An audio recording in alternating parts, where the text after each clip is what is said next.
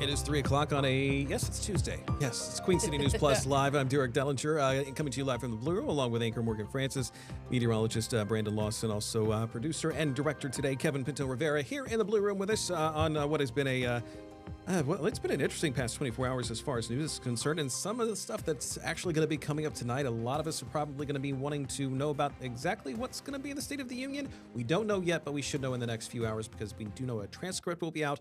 But we have some really good ideas as to what exactly is going to be talked about. We do know that it's going to be probably a longer State of the Union address. Yes, Trump has already hinted at that. I believe last time he set a record at 100 minutes, which is pretty long for a State of the Union address. Yes. As we know, Trump likes to go off script, so I think you can probably include that one on your State of the Union address bingo card. Some of the other things that we're expecting, him to say is that the country is thriving. Yes. That there's been a rise in domestic manufacturing and new jobs. Expect a lot of positivity on the Republican side of things. Keep in mind that we have the midterms coming up in November, and traditionally the one who is president, their side of the aisle doesn't do as well in the midterms, which Trump really needs on the back half of his second term. Yes, and he is set to lay out his midterm agenda, which will likely talk about tariffs. Will also likely talk about Iran, affordability, immigration, a lot of the things that have been at least tackled, at least in this, in at least part of this second term for President Trump. But we do need to emphasize here, this also comes as poll numbers are not exactly going in his favor, at least right now, and he's losing support even among some of his most ardent supporters. But he's faced some setbacks recently on his policies as well. The Supreme Court decision that came out recently which I'm about sure he'll tariffs. Criticize in his State of the Union address. Yes. He's probably going to tout his immigration efforts, but again, there's been a lot of criticism surrounding that with everything that's unfolded in Minneapolis in the recent, past few months. Yes. We do have a brief guest list as to who exactly will be at the State of the Union tonight. We have Erica Kirk, who is the widow of Charlie Kirk. Nick Shirley, the journalist who apparently broke open some of the the Minnesota daycare issues, even though some of that reporting, we should emphasize here, has been called into question as of recently. Also, the family of Virginia Giuffre and other Epstein survivors, they were invited side. on the Democrat side, as well as also invited by the Democrats, the family of Jesse Jackson. The Democratic response will be from Virginia Governor Abigail Spanberger, and there is also a possibility that there may not be many Democrats in the chamber itself because there's been all this back and forth that's been going on as well. Right. It'll be interesting to see kind of what is all talked about during the State of the Union address and the Democrats' response. Yes. And before we go, coverage tonight will be starting at 9 on Queen City News, and at 8 o'clock here on Queen City News Plus, we'll be having coverage all the way until 11:30 in the evening of the State of the Union address and some of the reaction to it. I want to get to the latest out of Arizona regarding Nancy Guthrie. The family has been heartbroken. This is day 24 since she went missing, presumed kidnapped. Obviously, there was blood found outside of her house. That was her blood. So Savannah Guthrie, the Today Show anchor, just came out, posted a video on Instagram today saying that they are going to offer a $1 million reward for information that results in her return. They acknowledge that at this point, there is a possibility that she is deceased, but they either want to celebrate with her or celebrate her life. They also announced that they are donating $500,000 to the National Center for Missing and Exploited Children. Yeah, the post from Savannah Guthrie, it's kind of heartbreaking, some of the words she said here. She may already be gone, referring to her mother.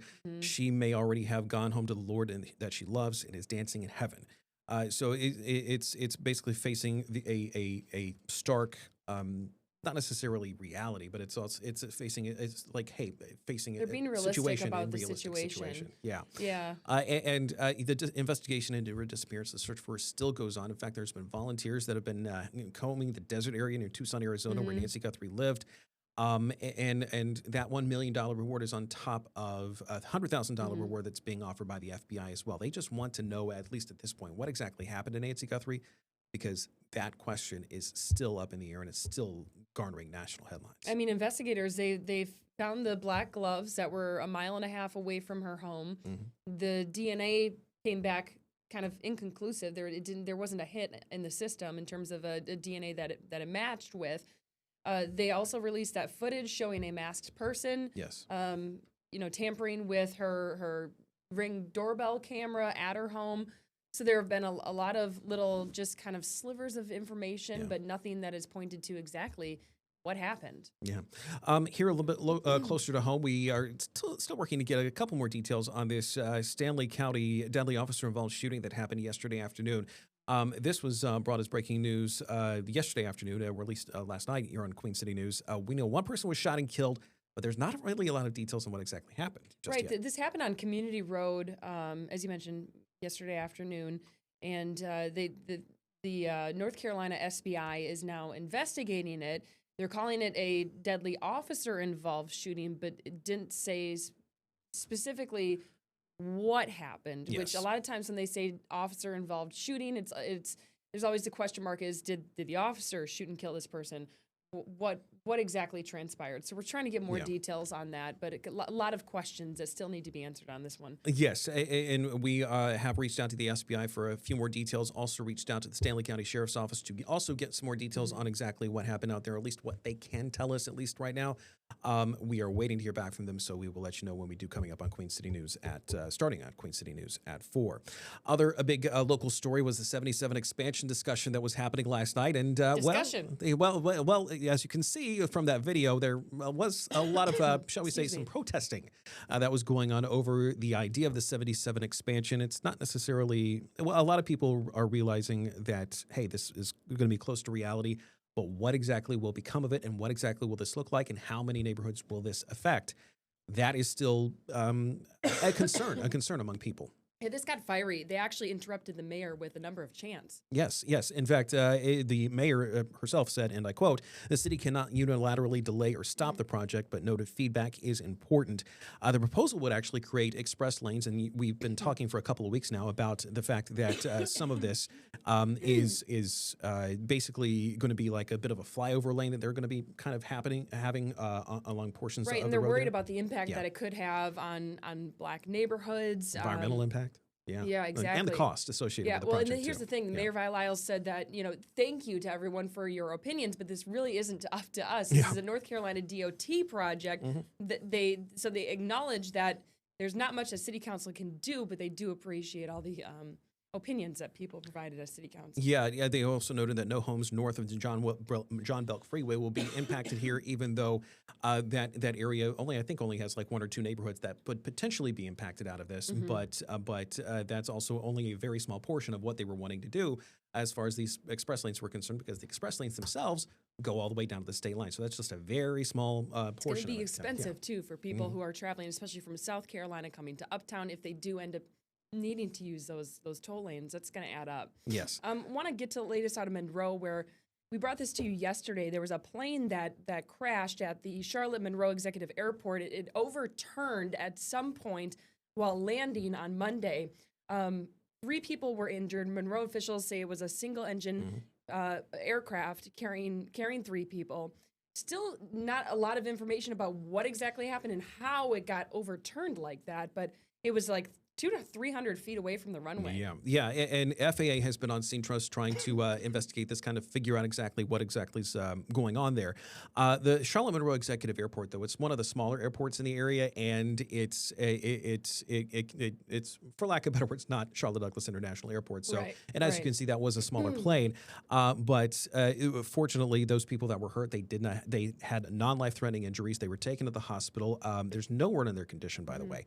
But the runway was closed while the investigation was happening. I actually just reached out in the last hour or so to Monroe, or people over in Monroe, just to see whether or not the runway has opened back up. But it's still just the investigation itself should be pretty interesting. We should be getting details on that. But of course, as we know, with any plane crash investigation, it takes time. It takes a lot of time. Yeah. And it'll be a while before we get that information out. Let's get a check of your weather on this Well, it's been a somewhat chilly day, as you can see, 39 degrees out there, but looking awfully beautiful. At least right now, at least at the moment. This is a look from our tower cam from here at the station, looking out towards the skyline of Uptown. Brandon Lawson here with a look at your what we can expect at least for the next little bit. See, I'm looking on the horizon here because I know what this 7-day forecast looks like. So I've got a lot. I know what that 7-day forecast looks like too, and it's cold. Yeah, I'll tell you what. Clouds have been the big story today, guys. We forecast upper 40s today. We haven't even got out of the 30s. Yeah. We definitely are getting a lot more clouds. I was just speaking with Tara about it just a few moments ago, and just the fact that we have had so many clouds today and we didn't get any sun this morning, temperatures are going to underachieve. So some of us are still in the 30s here this afternoon. When you look at your temperatures from this morning, we started in the teens in the mountains. We started in the 20s here this morning in Charlotte. It was the coldest morning we have had since February 8th. So it has been the coldest morning since 2 weeks ago earlier this morning. Temperatures right now, though, only 39 degrees in Charlotte, 39 in Gastonia. We've got 34 in Boone this afternoon, 45 in Lancaster, 41 in Monroe. So again, it is a little bit warmer as you get further south and east. But yeah, I'm telling you, 30s for Charlotte right now here on February 24th after our 83-degree day on Friday. I think we're ready for the warmer air to come back. And we're starting to see signs that warmer air is going to be on the way. And you can see it in our wind speeds. So winds are out of the southwest now at 5 to 10 miles per hour. That more southwesterly breeze is going to be a warmer breeze for us as we go over the coming days. That will allow temperatures to come back up again quite a bit. Live look from Beach Mountain. They're still making the snow there. The snow has finally settled down, though, quite a bit from the snow that we had over the weekend and also through early Monday up in the high country. Yeah, that big winter storm. You can see the ski slopes still running really well there at Beach Mountain. And then live look from Boone. You can still see some of the snow on some of the awnings of the buildings, the rooftops, the sidewalks still have a little bit of snow on them. But overall, roads are clear up there in Watauga County, at least there at King Street and Boone. Some of the higher elevations, though, of Watauga County, probably still snow covered there. Mostly cloudy as we go into the overnight hours. We'll only see temperatures in the mid to upper 30s tonight, so the clouds can act as a blanket to keep us warmer, so we're not going to be as cold tonight. That southwesterly breeze also going to be picking up and now allow temperatures to not drop quite as far. So satellite and radar notice the clouds continuing to push into the area. We've got a cold front up there towards Minneapolis and Chicago. What Charlotte Hornets are today up in Chicago. Kobe White getting ready to play his former team. You can see the snow trying to push there towards Chicago. That cold front's going to be driving into our areas. We'll go later into today. By Thursday, that's when we'll be tracking some rain chances. We'll time it out for you coming up. All right, Brandon, thank you. Appreciate it. I snuck out and got a cough drop just now. I don't know if anyone noticed, but I was coughing. I don't know if that's something to do with the weather or not. But, it's a little bit of everything out there. As we had to break, there is, well, we've been talking about some of the snow that's up in the Northeast, but apparently led to a big old snowball fight. It was caught on camera, and it's beautiful. Yeah. That story is coming up next. This is Queen City News Plus Live.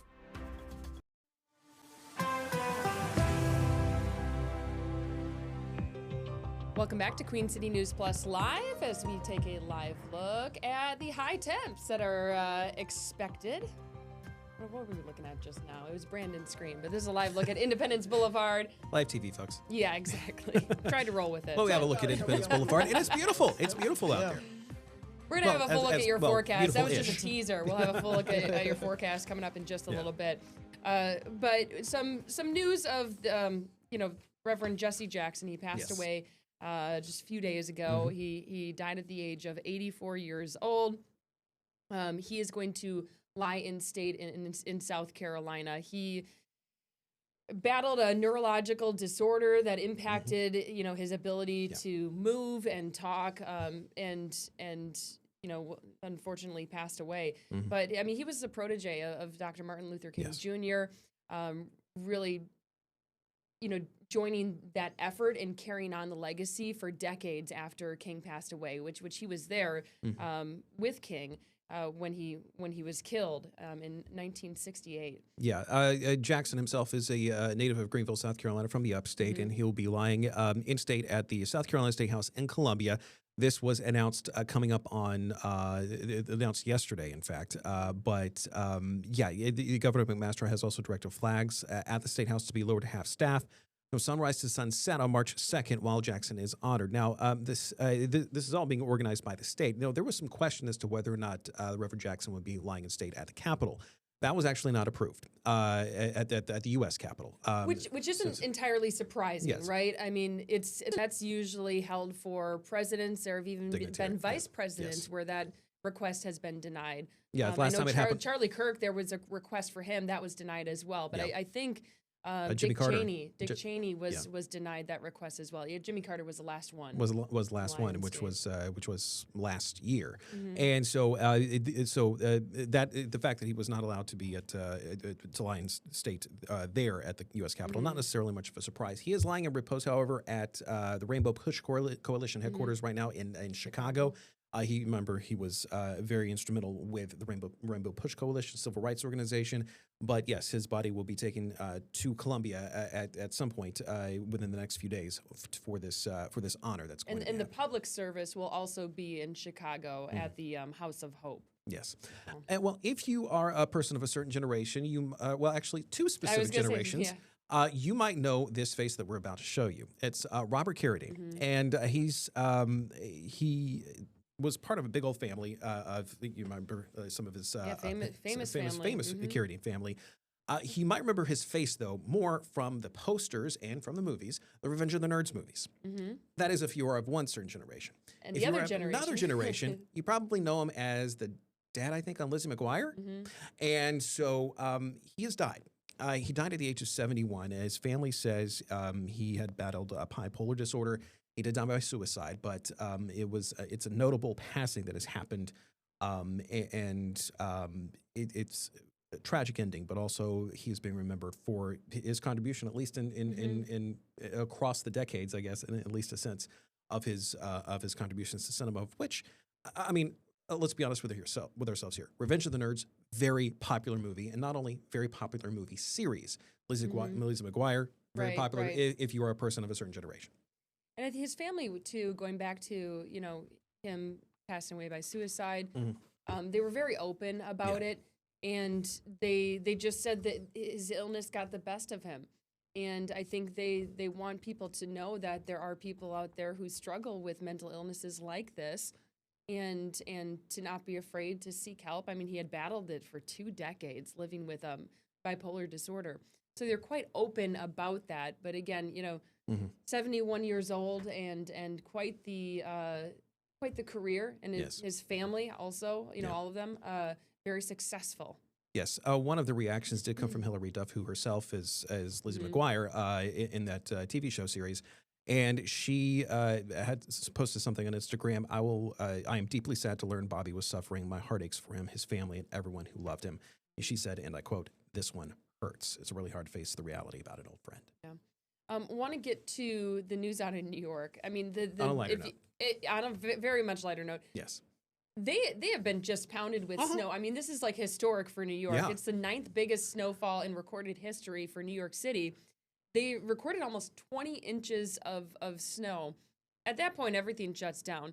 So there's this huge snowball when fight. everything shuts down, that's what happens. Yeah, exactly. That just erupted in the city. Now, I will say there were some other snowball fights that did not get this kind of lighthearted news. There were some NYPD police officers that were getting hit in the face with them. So there is some negativity surrounding there's that. That boulder size one that was. You don't want to get hit with that. Yeah. But but there were some people. There were some people who were deliberately throwing snowballs at officers' head in Washington Square Park. But this snowball fight, obviously, everyone having a good time. Yes. I love to see just the adults turn into total kids. Hey, just to know, we had to delete the audio for this video because of some of the words that were being said. But you have to keep in mind, at least in that area, they got around 25 inches of snow over the course of a few days, and I think this is probably just a good pressure relief for a lot of people who just, if you're stuck in for a few days, if you can't necessarily go anywhere, or you can't go to work or school, what the heck are you going to do? And that's a good way to let off kind of the pressure, as it were, because of everything that's kind of been going on up there with the weather. It's not necessarily the all that weather's pleasant. always interesting. So, yes. I went to school on Long Island, lived out there, and it's like even the rainy days, you never really got like a great thunderstorm on Long Island. There's always just kind of that dreary rain that never seemed to go away. And so for something like this significant to happen, people have got to be enjoying it, hopefully. Yeah, I went to New York City just after Christmas, right before New Year's, and they actually had a bit of a snowstorm that was up there as well. And it was like, I think, between 4 to 8 inches of snow. Now, here, that would lead to not be good. I'll put it to you that way. There, they didn't think twice about it. It's like, it's okay, it's okay. And this, I kind of get pretty much the same impression. It's like, it goes off school, but it's like, oh, well. Yeah. Got a way to think about it. They deal with it, right? Yeah. Back here locally, we're dealing with some colder temps, right? It's 39 degrees out there right now, but there is some hope. It's gonna get a little warmer. I wish there was some hope for today. Our forecast again, we said 48 degrees yesterday for the high temperature, and it looks like we're not even going to get into the 40s in some areas. So the clouds have just dominated today, guys. I mean, the clouds have won. They built it in earlier this morning, and then they've just been kind of locked in place. So temperatures today only in the 30s and low 40s, but then as we go into tomorrow, 60 degrees for Wednesday, 63 degrees on Thursday. So we do start to warm back up and become a little bit more milder for this time of year. And then look at the weekend temperatures, mid to upper 60s and low 70s Sunday, March 1st, bringing in at 70 degrees before getting back into the chillier 50s to start next week. So rain chances going to be increasing here by Thursday. We are expecting rain to be likely that day. It's not going to rain all day, all the time on Thursday, but there will be rain at some point in your neighborhood or at your workplace as you're out and about on Thursday. You see the clouds continuing to build in this afternoon. A lot of cloud cover overhead, and unfortunately, there's more clouds where that came from. Back to our northwest, we have a front that's going to be building into the area, and that's what's going to be bringing the rain chances our way as we get into later this week. Now, looking at futurecasts here, clouds will continue to spread over the area as we go through the evening and overnight tonight.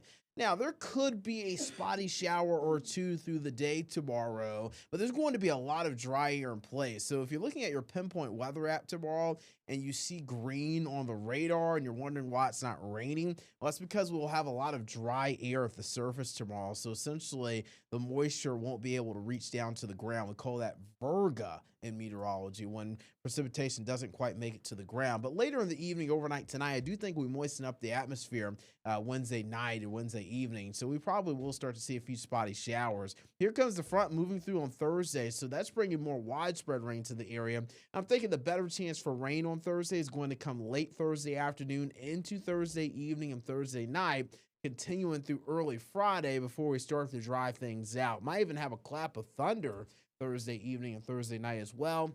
Severe weather, very unlikely, though, with less instability. Rainfall forecast, though, how about this? 3/4 of an inch to maybe an inch of rainfall across much of the area. Very beneficial for the region, especially with the drought that we're under. Temperatures right now only in the upper 30s and low 40s. Again, it is a cold afternoon. We don't have the wind to worry about. This is a look at the high temperatures we were expecting for the day, but obviously the clouds aren't going to get us there. Lows tonight dropping into the mid to upper 30s. We'll call it highs near 60 degrees tomorrow. And the 60-degree highs will feel nice, but it's still going to be mostly cloudy tomorrow. I do expect showers, especially by Thursday afternoon and evening into the overnight hours Thursday and early Friday. Then we dry things out for the weekend, mid to upper 60s and low 70s. Yes. That looks like a fantastic weekend. Yeah. Start making your plans It's my now. birthday weekend, too, so I'm happy. you Possibility of setting getting up. the shorts back out. Yeah. Maybe. Temporarily. Cross fingers. Yeah, at least on Sunday, maybe. Yeah. As we go to break, crime never pays. But for this guy, he got caught in a very precarious situation, and it was caught on a dash cam video. It's funny. You've got to see it. That is coming up next. This is Queen City News Plus Live. Sometimes we hear these stories of what criminals do to try to get away from the police, and I feel like they always just keep topping each other. There's one in Ohio where they eventually arrested this guy. And let's just play this out because that's not the guy. Sanitation worker, right? Sanitation worker gets scared. I was like, oh, and keep in mind, this has come from a dash cam from authorities, from police. And there he this guy is. jumps out, and not too far behind him is the policeman. So, yeah, this happened in Ohio. They arrested a man that hid inside a trash can after running from a traffic stop. Dash cam footage from police shows the garbage collector rolling the trash can towards the truck, and then you can see the worker opens the can, jumps back before the police officer, pointing the police officer towards the trash.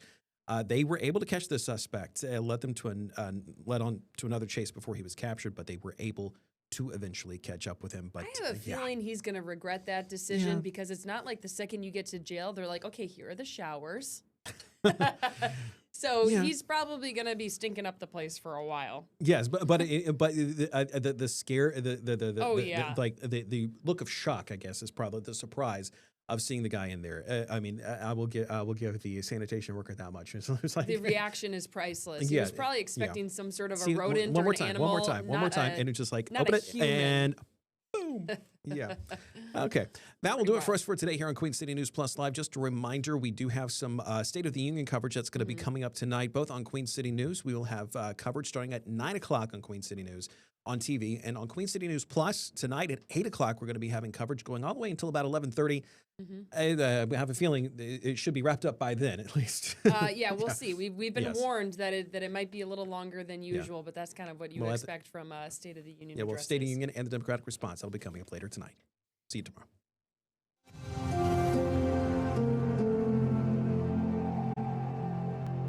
Queen City News Plus. Just search Queen City News on your smart TV's app store.